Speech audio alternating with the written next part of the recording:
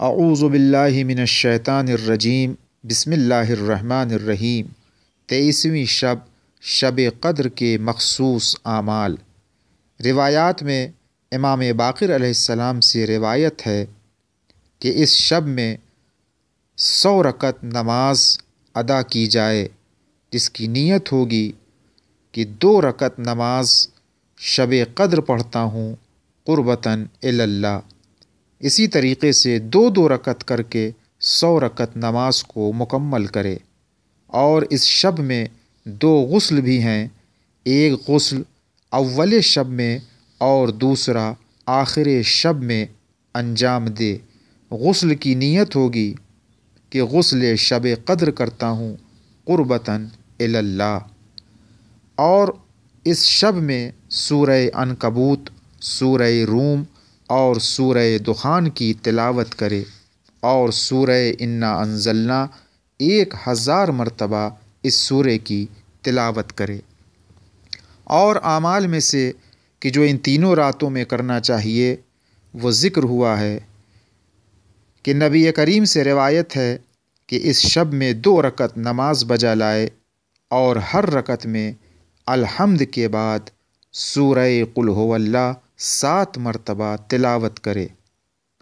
اس نماز کی نیت یہ ہوگی کہ نماز شب قدر پڑھتا ہوں 2 رکعت قربتاً الی اللہ۔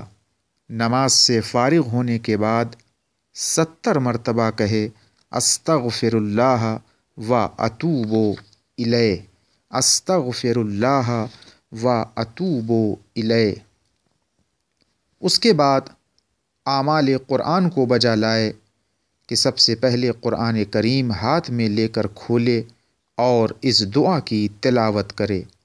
بسم اللہ الرحمن الرحیم، اللہم انی اسألک بکتابک المنزل وما فیہ وفیہ اسمک الاکبر واسماؤک الحسنی وما یخاف ویرجى ان تجعلنی من عتقائک من النار وتقضی حوائجی للدنیا والآخرہ۔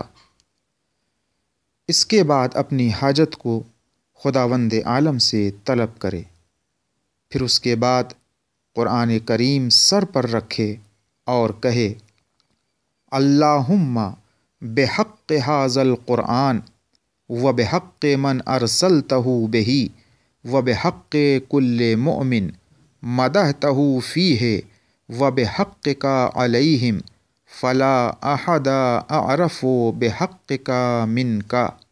اس کے بعد 10 مرتبہ کہے بک یا اللہ، بک یا اللہ، بک یا اللہ۔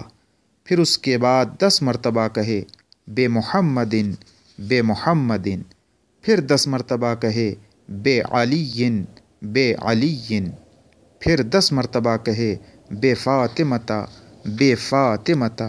پھر 10 مرتبہ کہے بالحسن، بالحسن۔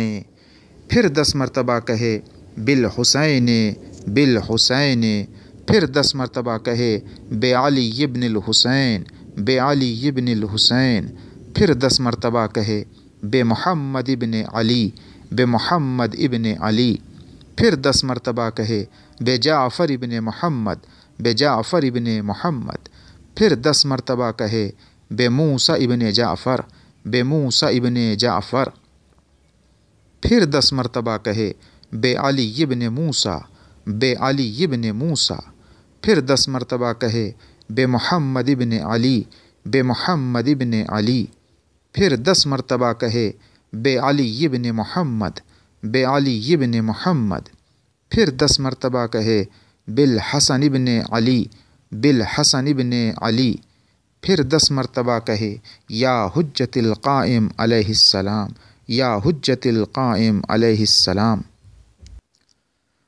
اس کے بعد اپنی حاجت پروردگار عالم سے طلب کرے، اور اگر کسی کے ذمے قضا نمازیں ہوں تو بہتر ہے کہ 6 دن کی قضا نمازیں اس شب میں ادا کرے، اور بہتر یہ ہے کہ ان قضا نمازوں کا سلسلہ نماز ظہر سے شروع کرے اور نماز فجر پر تمام کرے۔ اور روایات میں وارد ہوا ہے کہ اس شب دعائے جوشن کبیر کی بھی تلاوت کرے، زیادہ سے زیادہ صلوات پڑھے اور زیارت امام حسین بجا لائے۔ جو شخص شب قدر میں زیارت امام حسین پڑھے تو خدا اس کو بخش دیتا ہے۔ اللہم صلی علی محمد و آل محمد وعجل فرجہم۔